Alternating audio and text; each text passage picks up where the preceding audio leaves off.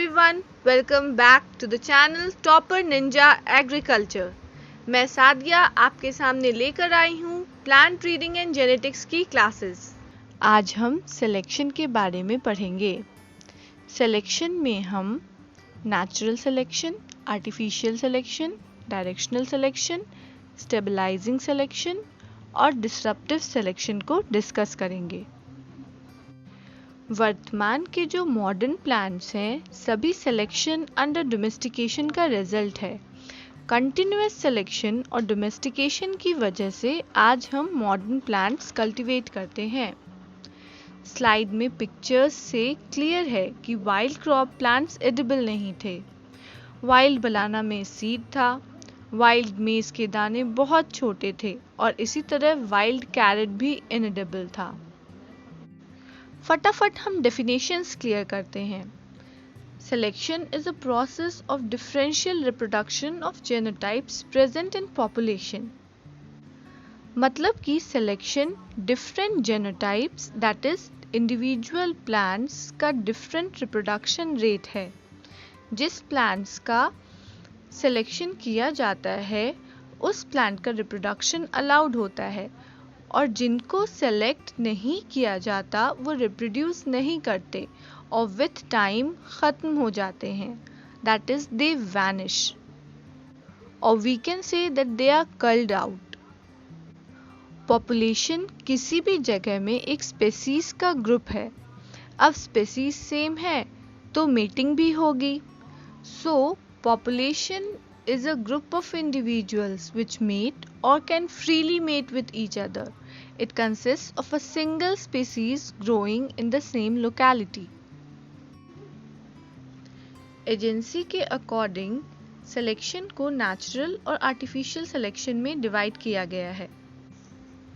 Natural selection के लिए climate, soil, diseases, insects, paste ये सारी चीज़ें रिस्पॉन्सिबल हैं। ये नेचुरल पॉपुलेशन में होता है जैसे कि वाइल्ड फॉर्म्स, वाइल्ड स्पीसीज में।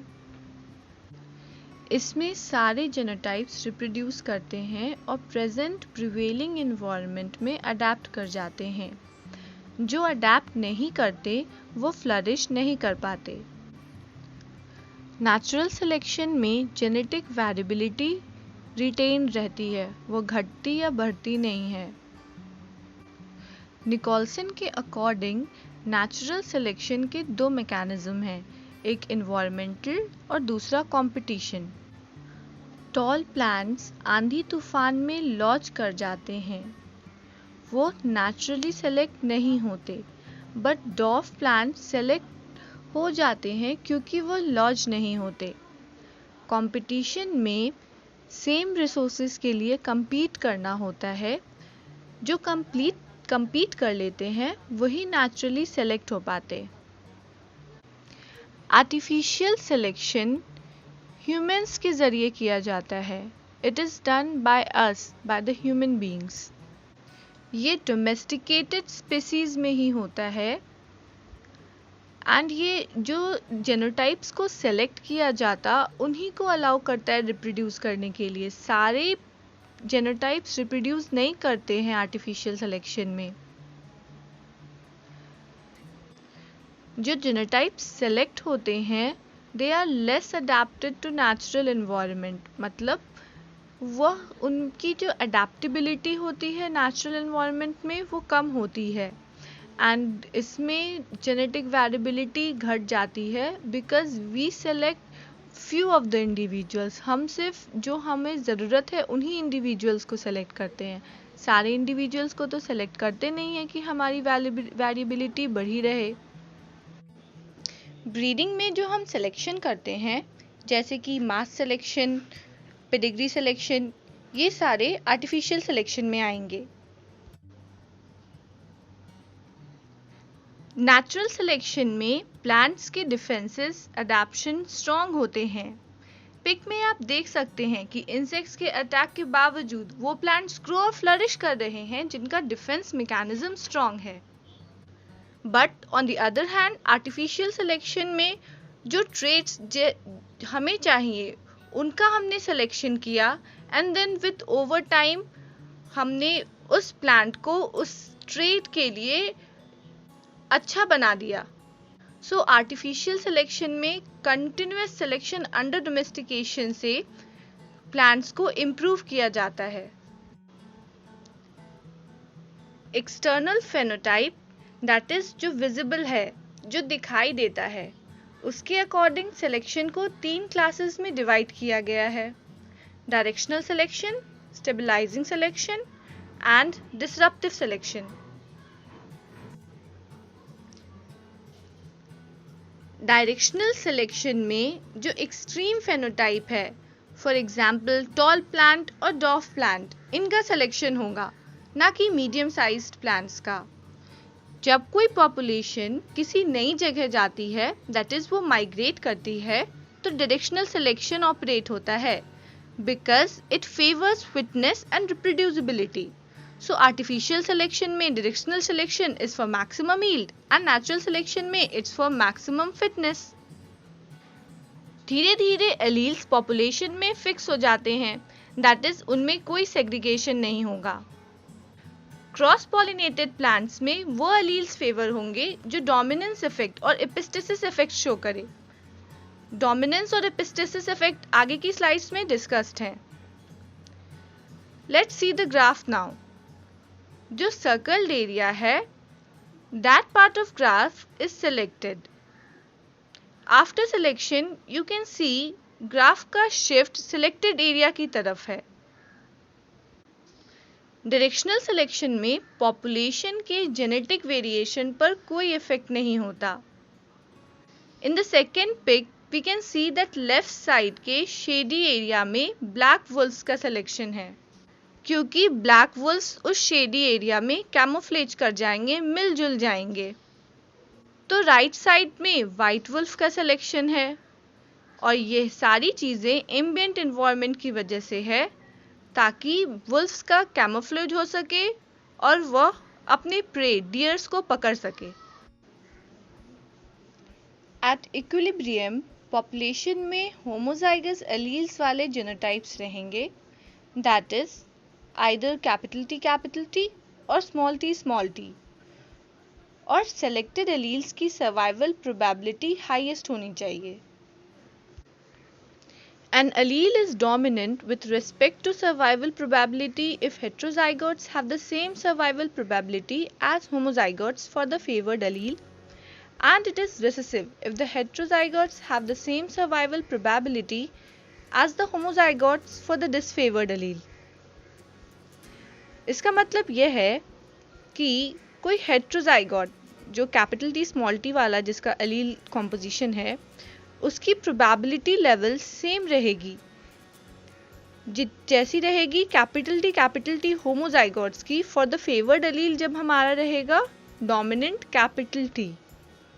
तो इस केस में इंडिविजुअल्स जिसकी जेनोटाइप रहेगी हेट्रोजाइगोट और homozygote, that is capital T small t and capital T वाले जो एलील्स रहेंगे वही सेलेक्ट होंगे। लेकिन अगर कैपिटल T जो है वो डिसफेवर्ड एलील रहेगा, तो जो हेट्रोजाइगोट है कैपिटल T स्मॉल t, उसकी सर्वाइवल प्रोबेबिलिटी कैपिटल T जैसी ही रहेगी। इसका मतलब ये कि हेट्रोजाइगोट्स भी सेलेक्ट नहीं होगा और जो होमोजाइगोट है कैपिटल T वो भी सेलेक्ट नहीं होगा। सो इस केस में इंडिविजुअल्स जिसकी रेसेसिव एलील्स हैं small t that are selected.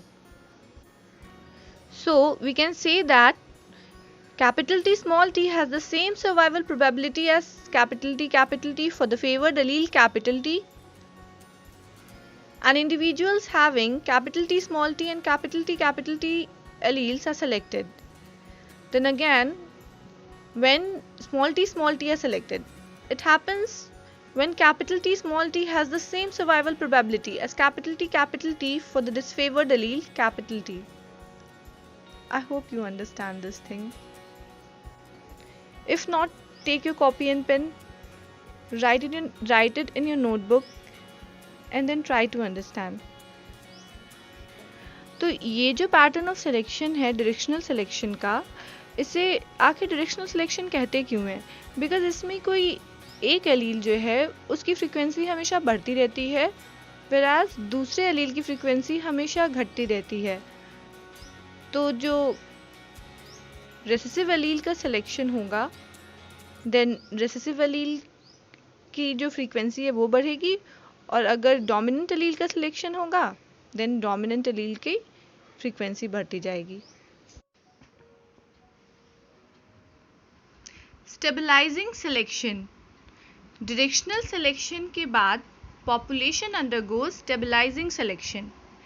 इसमें इंटरमीडिएट फेनोटाइप्स का सिलेक्शन होता है, ना कि एक्सट्रीम फेनोटाइप्स का।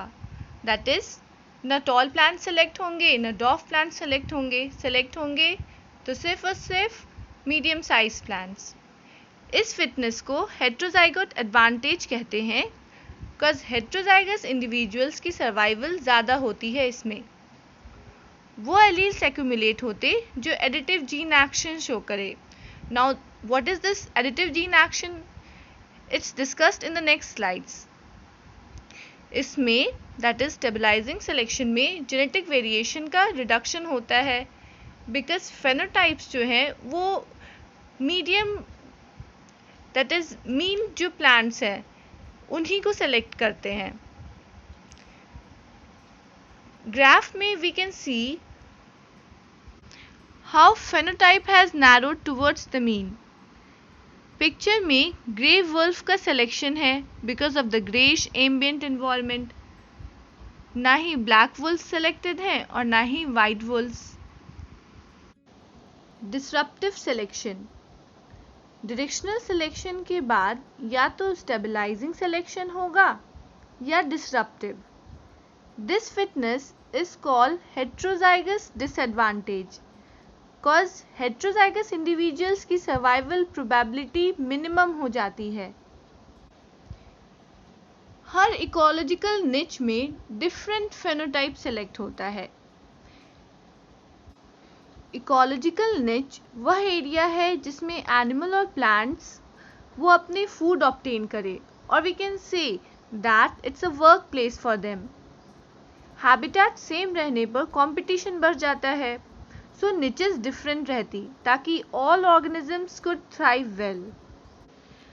अगर किसी निच में टॉल प्लांट्स फेवर हुए हैं तो दूसरे निच में डॉफ प्लांट्स फेवर होंगे। So we can say that disruptive selection is directional in nature within each ecological niche. Disruptive selection में population के अंदर genetic variance increase होता है and it favors dominance and epistasis as ये directional in nature है within each ecological niche. So इसी dominance और epistasis की वजह से super genes जैसी चीज़ें आ जाती हैं। एंड सुपर जीन्स क्या है ये भी हम अपने नेक्स्ट स्लाइड्स में पढ़ेंगे। Now let's come to the important facts on the origin of species. Charles Darwin ने लिखा था, 1859 में ये पब्लिश हुआ था। विलियम जॉनसन, स्पेलिंग पर ध्यान दीजिएगा विलियम जॉनसन के, इन्होंने फेनोटाइप और जीनोटाइप टर्म दिया था। What is phenotype? तो phenotype is the summation of genotype, environment and the interaction of genotype and environment। मतलब कि जो genotype जिससे कोई प्लांट बना है वो उसकी genotype है, that will not be affected by the environment, and जो environment है, जो external situation है, जो ambient environment है वो उसका summation प्लस जो जेनोटाइप और एनवायरनमेंट का इंटरैक्शन हो रहा है उसका समेशन, ये है phenotype. That is P is equal to G plus E plus G into E। Now let's see ये एडिटिव वेरिएंस क्या है। That is additive gene action, जो कि पहले भी मतलब इस स्लाइड में पहले मैंने कहा था कि वील डिस्कस इट। तो it refers to the deviation due to average effects of the alleles, or we can say that it's the difference between homozygotes at any single locus।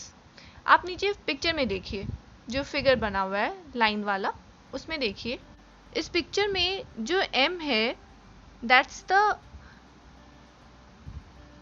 That's the middle point between the two homozygotes, capital A and small a small a. तो जो D है right और left के side, that is the additive variance. तो जो deviation average effects से है, that is additive variance. Dominance variance क्या है? तो ये इंट्रा एलिलिक इंटरैक्शन की वजह से होता है, मतलब कि एलील के अंदर ही इंटरैक्शन होना है. ये अराइज क्यों होता है? जब हेट्रोजाइगोट का डेविएशन होता है from the average of the two homozygotes, जो एम पॉइंट है उससे जब हेट्रोजाइगोट का डेविएशन होगा, जो हमने एच से मार्क किया है, that is the dominance variance. तो वो आपके कैपिटल ए और स्मॉल ए के रेंज से बाहर भी जा सकता है, उस रेंज के अंदर भी जा सकता है. What is epistasis? तो ये इंटर एलिलिक इंटरैक्शन है, मतलब दो डिफरेंट एलील्स के बीच में जब इंटरैक्शन रहेगा तो उसे एपिस्टेसिस कहते हैं. हेट्रोजाइगस क्या है? तो दोज इंडिविजुअल्स जिसमें दो एलील्स रहें, डिफरेंट टाइप्स के एलील्स रहें, दैट्स हेट्रोजाइगस. होमोजाइगस में इंडिविजुअल्स के सेम एलील्स रहते हैं, सिमिलर एलील्स में रहेंगे उसमें. तो विलियम पैटरसन ने बहुत सारे टर्म्स दिए थे, जैसे कि जेनेटिक्स, एलिलोमॉर्फ्स, जिसको लेटर शॉर्टन करके एलील कहा गया, जाइगोट, हेट्रोजाइगोट और होमोजाइगोट. सुपरजीन क्या है? It's a group of neighbouring genes on a chromosome which is inherited together. मतलब ऐसे जीन्स जो क्रोमोसोम पे नज़दीक में रहे, दैट्स, और जो साथ में इनहेरिट हो, दैट्स सुपर जीन्स. साथ में इनहेरिट क्यों होते हैं? जेनेटिक लिंकेज की वजह से, मतलब they will always be inherited together. Example के तौर पे पिन और थ्रम फ्लावर्स ले सकते हैं, ये प्रिमुला में प्रेजेंट रहता है. पिन फ्लावर्स में लॉन्ग स्टाइल है एंड थ्रम फ्लावर्स में शॉर्ट स्टाइल प्रेजेंट रहता है. And we'll study this pin and thumb flowers when we go to the chapter self incompatibility. So it's controlled by 6 very tightly linked genes in the complex locus S. I hope आज जो मैंने पढ़ाया है वो आप लोगों को समझ में आया होगा. अगर कुछ समझ ना आए तो please do comment, then I'll try to explain in a better way. Please do follow us on Facebook, Instagram, and please like, share and subscribe our YouTube channel. You can also visit our website www.topperninja.com. Thank you and stay safe.